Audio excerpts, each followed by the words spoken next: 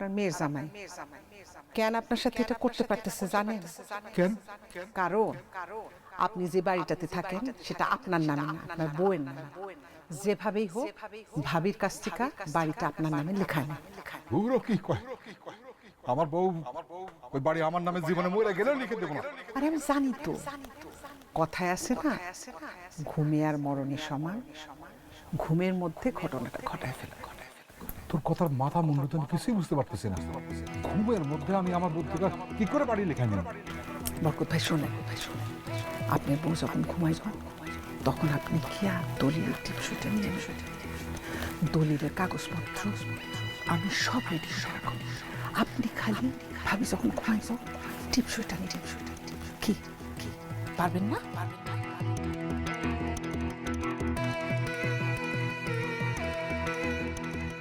পারুন না মানে অবশ্যই পারো, অবশ্যই পারো।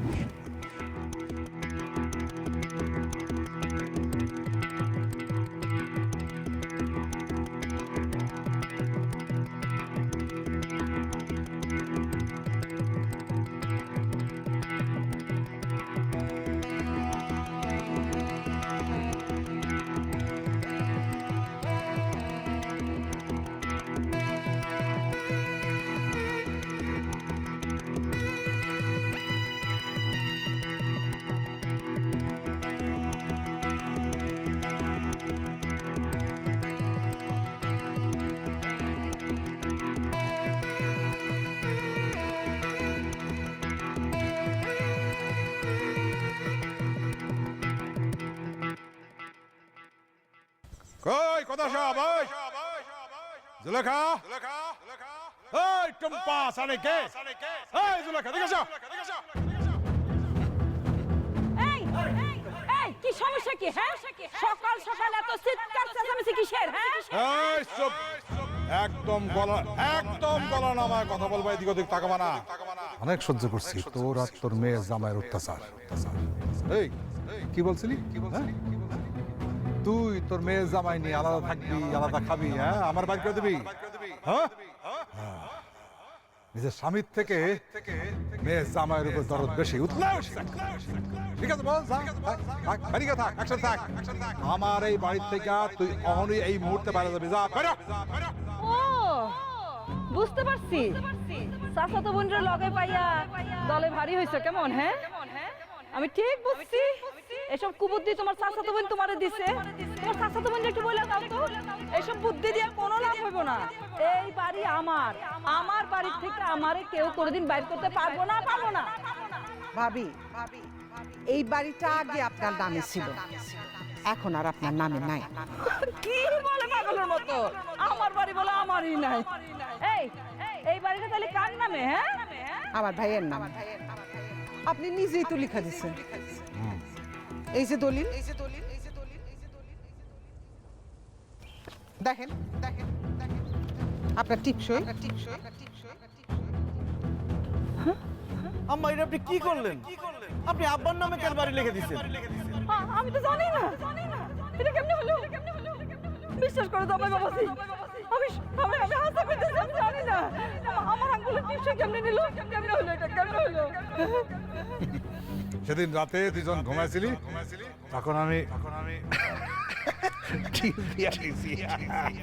আর এই ব্যাপারে আমার সহযোগিতা করছে আমার চাচাতো বোন শেফালি। তুমি এত বড় হারামি, এত বড় বেঈমানি তুমি আমার সাথে করলে। আমার ঘুমের মধ্যে আমার আঙ্গুলের টিপ দিয়ে তুমি আমার বাড়ি লিখে দিলে। তুমি এত খারাপ মানুষ কেমনে হইলে? তোমার আব্বা কেমনে হইলে তুমি? আমি খারাপ, আমার খারাপ হইতে বাধ্য করছিস তুই আর তোর মেয়ের জামাই। তুই ভুলে গেছিস আমি তোর স্বামী। আমি চাইলে কি করতে পারি? এই মুহূর্তে এই বাড়ি থেকে, আমার বাড়ি থেকে বাইরে যা, নইলে লোকজন ডাইকা ঘাট ধইরা বের করে দেবো। আপনার পায়ে ধরে আপনি আমার বাড়ি থেকে বাইর করে দেন, আপনার মেয়ের বাড়ি থেকে বাইর করে দেন। যা হয়েছে সব আমার কারণে হয়েছে। আমার বাড়ি থেকে বাইর করে নিন। উনি আপনার স্ত্রী, আপনার সঙ্গে রাখেন। সে আমার স্ত্রী না, তার আমি সাথে রাখবো না। তুই আমার শত্রু, সে আমার শত্রুর সঙ্গে হাত মিলাইছে। সে আমার শত্রু। আচ্ছা ভাইজান, আমি বুঝলাম না এগুলো আপনি এত ভালোভাবে কথা বলতেছেন কেন? আপনার সাথে এত অত্যাচার করছে, এটা তো এমনি এমনি বাইরে কার ধাক্কা দিয়া বাইরে। ঠিক আছে মন্টু, মন্টু কই এদিকে আয়, এদিকে আয়। আপনি আমার ডাকছেন? হ্যাঁ বার করে দে। আরে কাট দে, বার করে দে। আরে, আমার গায়ে হাত দিবেন না আম্মা আসেন যাবে না। ও,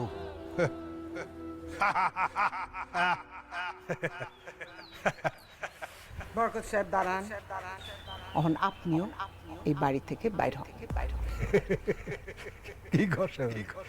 আমি আমার বাড়িতে করবো কেন? এই বাড়ি তো এখন আপনার না, এই বাড়ি এখন আমার। সে বাড়ি তুই আমার লাগে মস্করা করবি না? এই ভুলে গেছিস সেদিন রাত্রে আমার বউয়ের টিপসই নিয়ে তোরে দিছি, তুই দলিল ফলি করে আমার দিচ্ছ, তাই না? আপনার বই টিপসই নিছেন, কিন্তু যেই দলিলে নিছেন সেখানে কোথাও আপনার নাম নাই। নাম আছে কার? আমার। আপনার শুধু জমি না, সব সয় সম্পত্তি এখন আমার।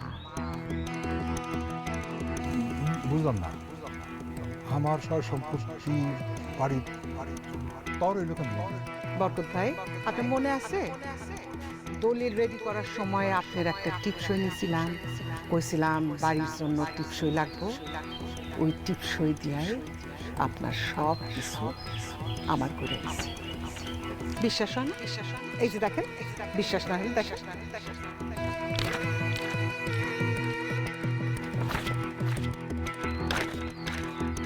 সব আমার। শেফালি, তুই তো আমার স্বাস্থ্য বোন, তুই তো আমার রক্তে, হ্যাঁ? তুই তুই তুই আমার সাথে আর কোনো বেইমানি করলি? এই শেফালি, এই রক্তই তো বেইমানি করে। আপনি করেন নাই? বুঝলা গেছেন আমার বাবার ইচ্ছার সঙ্গে ঘুমের ওষুধ খাওয়ায়া, ঘুম পাড়ায়া টিপসই নিয়ে অনেকগুলো জমি লিখা লিখছিলেন। সেই কষ্টে আমার বাবা হার্ট অ্যাটাক করছিল। আমি আমার বাবার মরার প্রতিশোধ নিলাম। অহন আপনার সব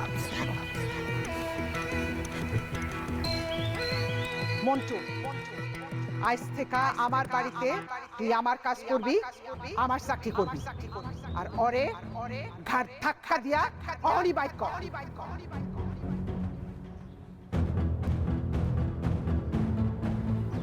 এই মন্টু, এই এই তুই তুই আমার বাড়ি থেকে গাড়ি ধরে বার করে দিতে পারবি? এই মন্টু, মন্টু, চাচা, মানুষ যেমন কর্ম করে মানুষ তেমন ফল পায়। আপনি এই আমারে দিয়া কত মানুষকে তাগো বাড়ি থেকে ঘাট ধাক্কা দিয়ে বাইর করে দিচ্ছেন, অথচ আজকে দেখেন ভাগ্যের নির্মম পরিহাস। এই আমি আপনারে আপনার বাড়ি থেকে ঘাট ধাক্কা দিয়ে বাইর করে দিতেছি। চাচা, পাপ পাপ রেও সারা না, আপনি অনেক পাপ করছেন। আপনার এই পাপের শাস্তি পাইতে আপনি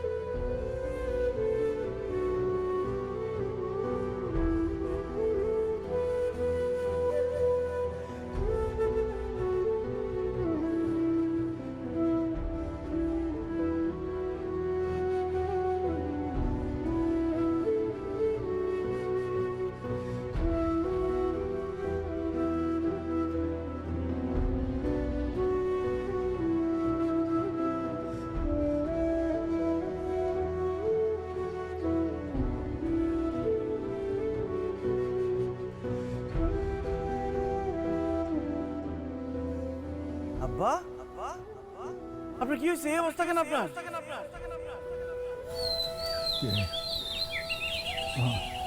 10টা টাকা দিবা একটু খাওয়ান দিবা আব্বা আপনি আমার চিনেন নাই, আমি সানি আপনার মেয়ের জামাই। আমার দিকে খাওয়ান দিবা সানি আব্বা উঠেন, আপনি উঠেন, আসেন উঠেন আপনি। আরে কি হয়েছে আপনার? সানি আপনি এই অবস্থা, আসেন আসেন, আমার ধরেন। সানি খাওয়া দিলে খাওয়ান দিবা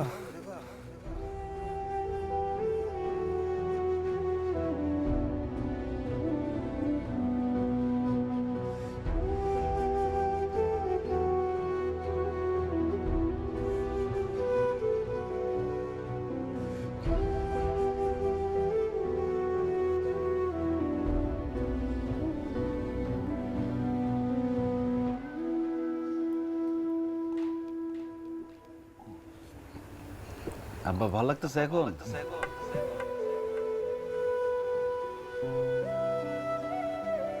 তুমি কে আমার এত দয়া করে খাওয়াইলা নিজে হাতে আব্বা আমার চিনতে পারতেছেন না? আমি সানি, আপনার মেয়ের জামাই।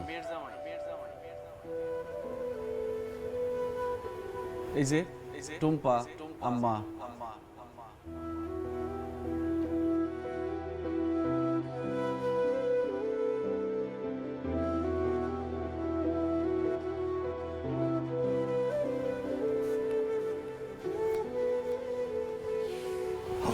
আমি এখন কোথায় আপনি এখন আমার বাড়ি।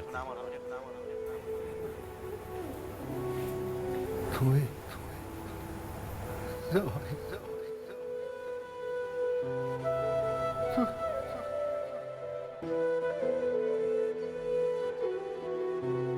তোমার এত কাজবন্ধ করছি, এত সত্যতা করছি, জামাই বললাম মাইনা নেই রে, তারপরে তুমি হাত করে আবার নিজে হাতে ভাত পাকে খাওয়াই দিলা।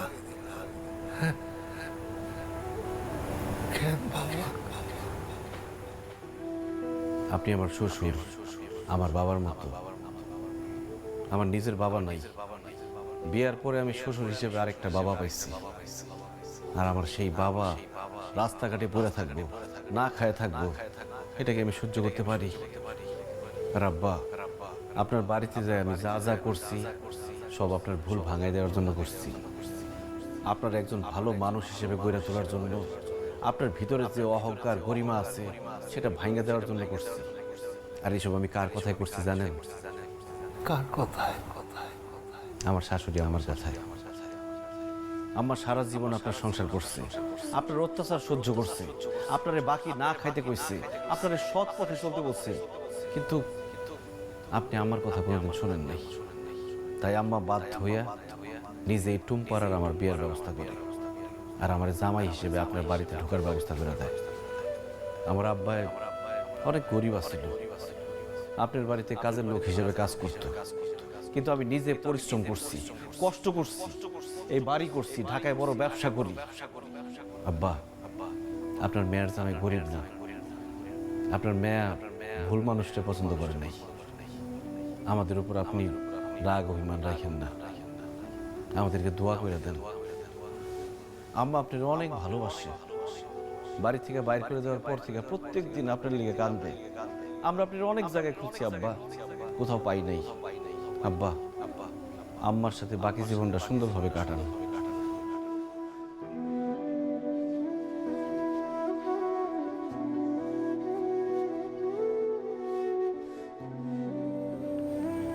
সুলেখা, আমি তোমার সাথে অনেক অন্যায় করছি, তোমার সাথে ভালো করে কোনোদিন কথা বলি নাই, সবসময় কাজ বন্ধ করছি, কোনোদিন আমার ভালোবাসা দেই নাই তোমার। তুমি সব সহ্য করছো, আরে আমি বুঝছি টাকা পয়সা সম্পত্তি এগুলো কিছু না,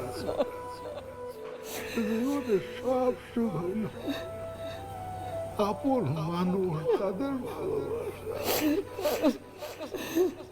টুম্পার আব্বা বিশ্বাস করো, কোনো রাগ অভিমান কিচ্ছু না, কিন্তু আমার একটা অনুরোধ আছে।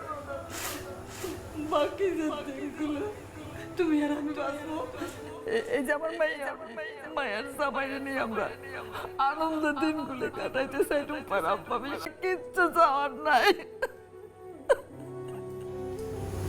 সবসময় দেখে আসছি তোমরা দুজন খালি ঝগড়াই করছো। আব্বা, তোমরা দুইজনরে মিলামেশা থাকতে দেখলে আমি সবচেয়ে বেশি খুশি হব। সুলেখা, তোমার কাছে, তোদের সবার কাছে আমি মাপ চাই, কিন্তু এখন তো আমার কিছু নাই। এখন আমি তো নিঃস্ব হই। তোমার কাছ থেকে জাল করে সেই টিপ সই নিয়ে